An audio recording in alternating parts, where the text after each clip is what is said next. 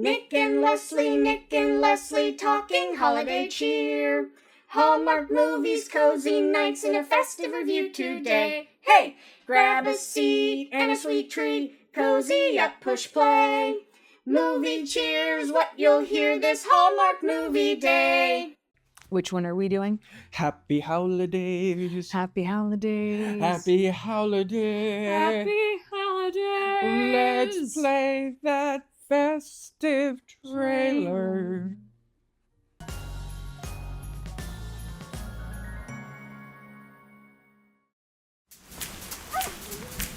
Unleash the mistletoe for a Christmas tale of good boy meets girl. So what's your story? I get it. You're the strong silent type. Featuring the winner of Finding Mr. Christmas, Ezra Moreland, in his first Hallmark movie. First things first, and I can't believe I have to say this, but we don't use a belt as a leash. But it's Italian leather. Good boy. You're welcome, Mr. Christmas. Happy Holidays on Hallmark Channel. So what do you think of Happy Holidays? I want to really like it, but I can't. No, I know what you mean. The general premise of like these two dogs are in love and they have to go to a bunch of dog Christmas events. Cute as hell. Cute as hell. But there's just so many questions. So many questions. Like, oh, great drone shots of Seattle. Oh, yeah. Beautiful. Someone got a drone in Hallmark. Yeah. Yeah. Yeah. A lot of good hiking scenes. Probably didn't have to, only had to get, a photography permit, so. And congrats to, I think his name was Ezra, for winning Finding Mr. Christmas. On your look. Um, Please take that out. Sorry. Congratulations, Ezra. I don't know what you said. Okay. So. But let's just say this movie's not going to win any awards for acting. No. No. Let's see. So our main character, Mia, she works for Seattle Tourism. And when her parents show up to visit her, they're like, oh, she's really a mess. And I'm like, I don't know. It looks like she's got her shit together. She referred to her house as an apartment, but it is a houseboat and it's gorgeous. It has to be 2 stories. 3 stories. The most beautiful wallpaper I've ever seen. Yes, the decor. I mean, Leslie's the expert on the Seattle real estate market, but I feel like it must have been at least $3,000 a month to rent this place. At least. And so it's like, why are her parents saying, I don't think she has her shit together? I mean, then we find out later because she was a surgeon who gave it up, which was also a really weird story. Well, no, it was a weird story. So I thought the writing was good. It just unfortunately wasn't executed well. I have like hair that needs to be cut. Anyway, I just didn't think actorial wise it was executed as well as other ones probably would have done it. But the writing was good. So the idea of it, how she was basically a former doctor, surgeon in the emergency room, bad situation happened that you're like, wow, the healthcare system is really fucked up here in America. Mm-hmm. Yes, it is. But the situation that occurred in the story, I don't know would actually happen necessarily in an emergency room. So according to how Mia tells it, there was someone who came into the hospital who was looking very sick and jaundiced. They didn't have insurance, and she decided to operate on them anyways because they were internally bleeding. Well, but then she got reprimanded. No, you missed it. You missed part of it. Okay. Because she didn't have the insurance, they had her sit there in the waiting room for hours. I don't think that's a thing. Right. Hospitals really don't care if you have insurance. They're going to do, if you say, do the this billing on department me. cares. No, but, let me finish. Sorry. Okay. So if you're in an emergency room and you need said emergency procedure done, they're going to do it if you consent to it, even if you have authorization or not. If you've already consented to it and saying, yes, I want it done for life-saving amounts, yes, please do it. They'll deal with the billing later of your insurance rejecting and then you're handling it. But also you can be a charity case at a hospital. That's why a lot of them that are religiously based, that religion can pay for your insurance as well. Like, so you, I'm sorry, not your insurance, your procedures as well, because you can be considered a charity case. Either way, there are so many ways around it, but like they're still going to give the surgery if it's life meaning of life or not. So Yeah. I don't, I mean, great. Well, now that there's certain laws for things that can or can't be done, which is very stupid in our opinion, but that's not insurance based. I also feel like as a surgeon, you want to be insulated from the existence or non-existence of insurance on a particular patient. You want to just focus on doing your job on that particular case as great as possible. Right. So it also seems like, so she got reprimanded Yeah, this part. for doing surgery on someone who didn't have insurance. Right. And they did, well. And that is what made her want to give up being Right. surgery. And she said that she didn't have the authorization, which I'm like, well, are you saying the didn't have the authorization through insurance or the authorization to, do surgery on someone? Again, like a hospital, there's always they have backup things that they do. Now, if the patient didn't give her authorization to operate, that's completely different. Right, That's so- that patient's choice to not be which then they're trespassing on hospital grounds and they should be told to leave. I feel like whoever wrote the screenplay was hoping we wouldn't spend this They're much time dissecting. What probably also they're Canadian. Yeah. It's a Canadian writer. I'm just kidding. I don't know. They have universal healthcare, we're jealous about. All right, so we got to talk about how our main character Mia kidnapped a dog. Kidnapped a dog So she's walking home from work. walking home from work in It what is- was somewhat raining. It was raining, and she sees a dog with his head, I guess, partially stuck out of a broken fence in someone's yard. Presumably someone's yard. To us, it appeared to look like someone's yard. So this So is why she- we feel like She completes breaking the fence, takes the dog out, and then it's not like this was her fence and it was her property. She then walks home with the dog for like another few blocks, and then goes home, cleans the dog. I whatever. think the dog was following her too. She was Oh, that's right. The dog was following her. Yeah. But I really thought it was going to like this, the dramatic turn in this movie. I thought it was going to be when the original owner shows up. yes. I was like, I need my dog back. exactly like But that wasn't that was not part of the plot. that was not a part of the plot at all. In which all they did was scan for. So she brings the dog to a rescue the town most pup. beautiful rescue. Beautiful rescue. It is like a whole cabin with like It's a state-of-the-art building. facilities. It is a concrete building that is beautifully decorated like a cabin. Yeah. With those accents, architecturally like a cabin, but it is a sturdy friggin' building Yeah. for a rescue. But so she brings there. All they do rescues is usually look kind of cobbled together. well, anyway, yeah. But so she brings in there, and then all they do is scan for a chip, in which no chip. He says like, okay, got it, good. Mhm. But you're saying don't put any posters around. Don't use social media to help look for the owner. I just like no one did their due diligence here. There's no nextdoor.com. There's no Ring network. no, yeah. And so of course the Missing dog question mark? And so, of course, the owners of this rescue are running out of money, counting on a donation. Like, they're about to be foreclosed Yeah, because on. you spent all the money on a really nice new build of a building. Yeah. Yeah, so maybe financially that wasn't quite a good decision. And so Max. so Max is the owner. He's our actor from Finding Mr. Christmas. He has more chemistry with the actress playing his sister than he does with the actress playing Mia. Mhm. Actress who plays Mia was great. Yeah, Little she was- sister was great. Yes, little sister was charming. Mia's dad, this is the third movie we've seen him in this He- season. He is getting Hallmark's getting their money worth Yeah. of him. He's doing a good job. Yeah, he's trying to fill out his quota for the season. He is. He was good. We like him. And so, of course, Max's ex shows back up in the picture for some much-needed drama from Yes. California. Well, the whole issue is that starts it is that his dog, Max's dog, Jules, is sad and going through a depression state until she meets Russell, the other dog, Mia, who she ends up fostering until an owner ends up being her.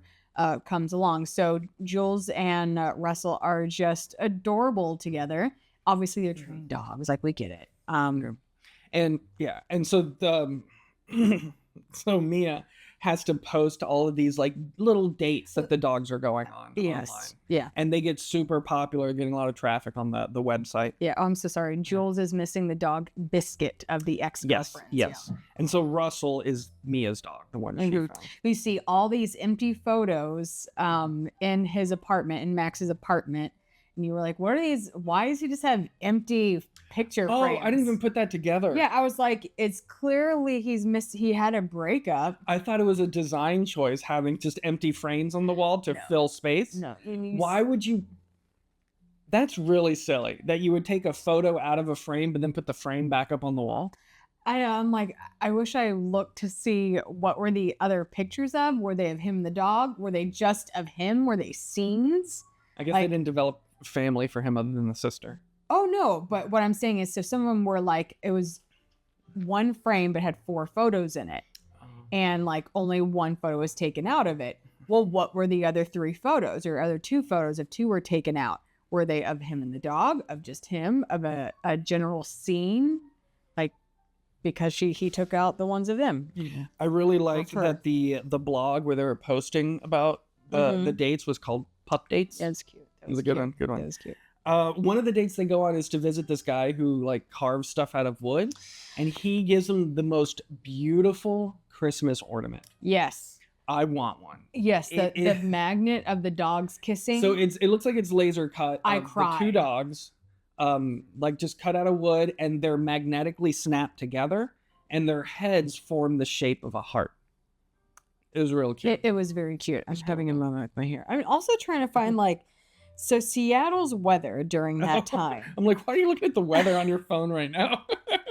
So, it's currently, Christmas Eve over here in Florida. There were comments about how it never snows in Seattle. And so they go hiking in the woods, the mountains. Like, I know it rains a lot there. Maybe it doesn't snow much. I find that hard to believe, but everyone was sweating in a lot of these scenes. Right. So, I mean, and yeah, there's a lot of rain in Seattle, especially it's showing, at least on my little weather app. It was just beautiful, gorgeous weather there. The entire time. They always had the moment to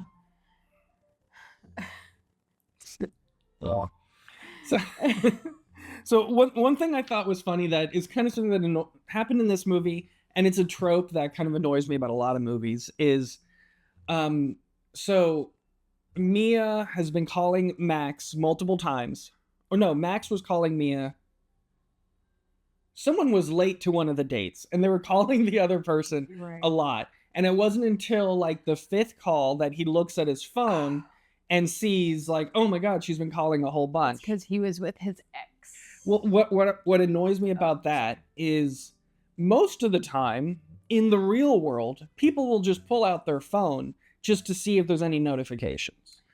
But you can't necessarily do that in a movie because it feels kind of contrived. So there has to be an audio cue for the audience that got that character's attention to then look at the phone. Yep. And I just find it weird that they didn't hear the last 8, but they heard number 9. That's what I was like, wait. It would have been more realistic if he just pulled out his phone to see if there's any notifications because she left the table or something.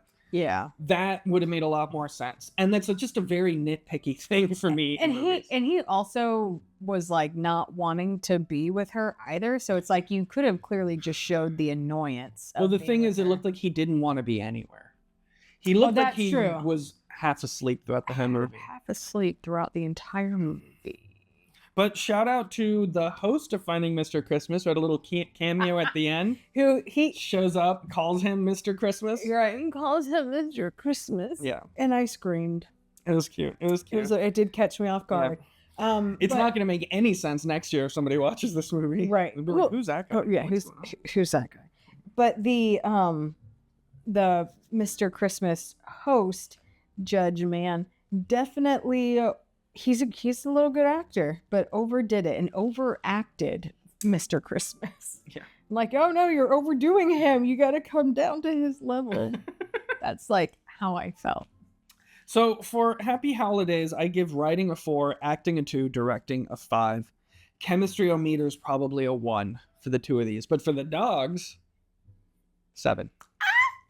They're so cuddly and cozy and they sniff at each other. Yes, they were cute. They're real cute. They were. Shout out to Russell and Jules, our 2 pups. Yes, we don't know who your pup actors were, but they were good. We'd love to follow you on Instagram. Yay. So what'd you think of Happy Holidays? I still think you should see it, but I do hope you go in knowing, maybe not should see it. I mean, if you got a few days, you're cuddled, you're doing nothing except, watching Hallmark movies, give it a watch, but know that this is who won the Finding Mr. Christmas, so you can think of that. I think Keep it in mind. so. He was like a Navy diver who became a model, and this is his first movie. Yes, he can model for sure. Oh, he's gorgeous. He He's takes his shirt gorgeous. off in one shot, in one scene, and you're like, this is rated G. Right, it's rated G, and then like there's some shots he's like model face. Like he was on the phone, like it was maybe the second scene where he's on the phone at his desk, and he's just like, "Oh, we can't get that. I can't get that. Oh." Oh, I was like, all right, you're posing. Okay, there's something. Oh, he did act for 10 seconds that I thought was good on their first hike. And I'm like, oh my gosh, he did it. He's like, He wasn't really? reading a cue card. No. Well, that's how I feel about Blah. Yeah, like he had a good reaction timing to it. Like, Yeah. oh my God. And then, I think it was good editing. yeah, it was good editing. So everyone else I thought was a delightful actor. And it was, a beautiful area to see. We could have used more Christmas decor, Blossom Hill. Yeah. What happened? Yeah. What happened? There's large parts in the movie where I'm thinking, this is a Christmas movie? This is that as well. Yeah, everyone was Yeah. a little sweaty. It was just like Christmas themed dates for the dogs. I still was confused about when they held it was adorable, their fundraising event to give money to the shelter, which was held somewhere. We had been a couple of times and we're like, where are we? It looked What is like it this was event at hall? the dog rescue. No one can leave a projector running overnight. Let's just, think of that. Fire hazard there. Yes. So and you'll burn out a $400 bulb. $400 bulb, right? Anyway, the little kiss a pup booth and make Puppy a kissing collar. It was those were little cute events that they were having there. I did like that, but we also we had poinsettias everywhere, and they are poisonous to animals, to dogs. Like, think that through, prop people. Yep. Anyway. So that was were the called out trainers? in the movie too. Oh, that was, but Yeah. still, they were everywhere. So that was Happy Holidays. We also watched the Sabrina Carpenter Christmas special, Oh, yes, we did. which I thought was very funny, very well written. The music I didn't much care for. But yeah, there was no, shout out to Casey Musgraves. Yes. We do love the Casey Love Musgraves it. Christmas We listened So- to it all year long. all year long, and Yeah. we'll just, when we're depressed, we'll put it on. The comedy's bad, but in a good way. But in a good way. Purposefully cheesy. Mhm. And there's originals like from Leon Bridges that we have, as well as who did Glittery with her. Troy Sivan. Troy, and then her, Christmas Makes Me Cry. Yeah. So adorable, fantastic. We even, we Which love, you can catch on Prime. Which you can the catch on Casey Prime. Musgraves Yep. Christmas show. and we do enjoy the song Melakaliki Maka, and shout out to Zoe Deschanel. It came on, but the originals that were on there were cute, and yes, the set decor is fantastic. So top notch, Casey, top notch. Yeah. So then we have the Sabrina Carpenter Christmas special, which I think was on Netflix. Yes. Yeah. Yeah. And the interstitials, the writing was really good. Acting was great. Yeah. There was But- a couple of hiccups because it was in front of a live audience, but I don't know Yeah. if they redid anything. But I'm glad. It is very adult oriented. Very adult, which is nice. It I is guess. what I don't want to say PG-14, what they say, or TV-14. Yeah. So there's 3 fucks in there that you'll get, but I do like the quirkiness of it all. Set decoration was fantastic too. Costumes were top tier. Wonderful. Musical audience, The only song you should stick around for, I mean, I guess watch the whole thing. It's short. Yes. But she does a beautiful duet with Chapel Roan. It was. What I was the loved song it. again? Last Christmas. Oh, okay. Which that's right. I do not like. Yeah. I am not a fan of that song, but they did such a good job. I'm like, they're great. They're great singers. Yeah. I'm sorry, I'm not a Sabrina Carpenter fan. Not that I don't like her. Just we need to tune into her. We haven't really. But she is a great singer. And there were other ones too, but either way, Last Christmas was such a beautiful duet that they did together. Yeah. I find her face a little upsetting, but that's just personal taste. Okay. All right. Yeah. Okay. So yeah, you should watch it. Give it a look. It's only like 45 minutes, I thought. So another movie we watched last night was, full disclosure, one of my dreams in life is to review movies in general so that I get free screeners from production companies to let me, a screener's just like, it's a version of a movie that they send out to reviewers so that they can help get the word out about a movie. Like a week ago, I got contacted by producers of a film called A Holiday I Do, and producer, director, and writer, and sent me a screener to watch. So I was like, oh my God, it's happening. We watched it last night. A Holiday I Do is available on Amazon Prime. We didn't have to pay for it because they gave us a screener. It was a lot of fun. What do you think about A Holiday I Do? I keep running into this woman. I don't even know her, but there's just this feeling. She's Heather's wedding planner. You always made Christmas so special for us. And remember what you always used to tell us? Holiday magic makes everything brighter.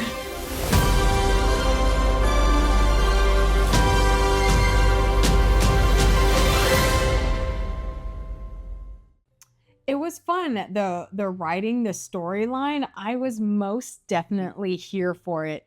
A great change up. They called out Hallmark in it. Yeah. So I like that. So Hallmark was lacking in the LGBTQ category this year. Truly. Severely. They had a couple of background characters, a couple of brothers, whatever, but like not real stories. Yeah. White. It was a white Christmas kind of this year. Yeah. You know, LGBTQ all needed to be represented. And so A Holiday I Do follows a woman.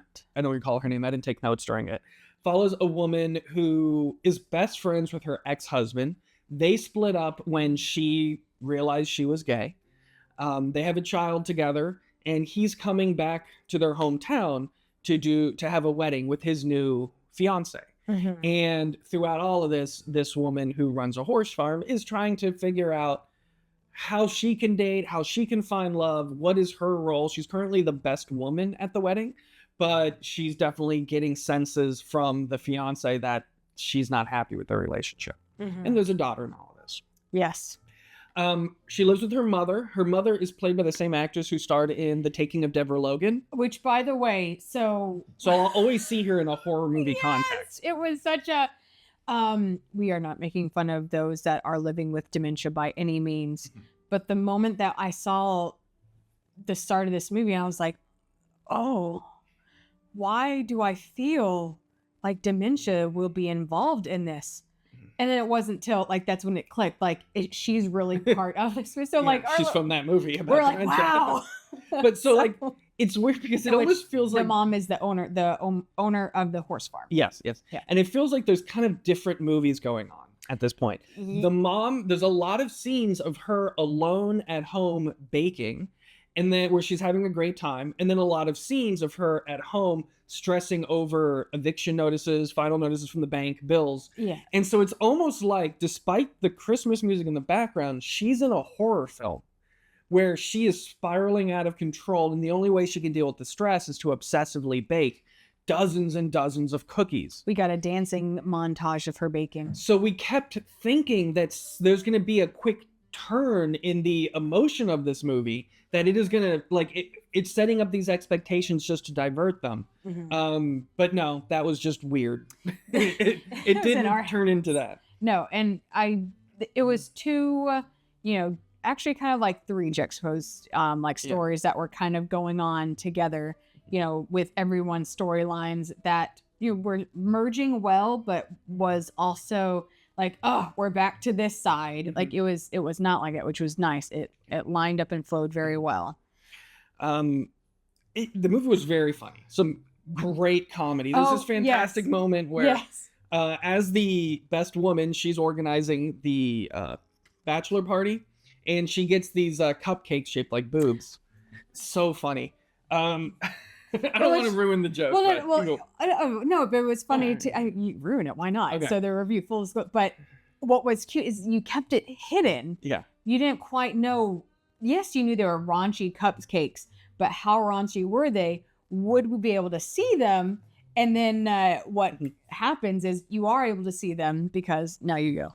Okay, so they're in the limousine. She goes to open it, and they Party look like party bus. Sorry. She opens up the box, and they all look like Santa. And she's like, "Wait, what?" With big noses. She's like, "Wait, what?" And then it says, "What was it, like 6 hours earlier?" And it cuts to the grandmother who's obsessively baking. She opens it up, sees that they're boobs, and she's like, "Ah, they didn't even have time to finish decorating. They didn't these." even have time to finish decorating. And she converts them all into Santas with a big nose. It was hilarious. Good joke. Yes. Good job. But there's a lot of great comedy, and then also the chemistry between our main character and the wedding planner, who she ends up falling for, is really sweet. They're wonderful. Just like, two women know what they got to do and they get it done. I don't know. They both did a great job at The movie was convoluted in a good way. Yes. In the way that they're forced to have these dates. Yes. Because the couple is stuck in a snowstorm. So she's like, well, I guess you're going to have to taste... The couple getting married. Couple getting married. Yeah, the hetero couple. So our main character and the wedding planner, they're like, well, I guess you're going to have... Wedding planner's like, I guess you're going to have to join me on tasting cakes. I guess you're going to have to join me in finding a beautiful venue. Join me on a sleigh ride. You're going to have to join me on the tasting menu. They already had a beautiful venue, but yeah. Yeah. And so she's like, well, I guess she's got nothing else to do this time of year at a horse farm.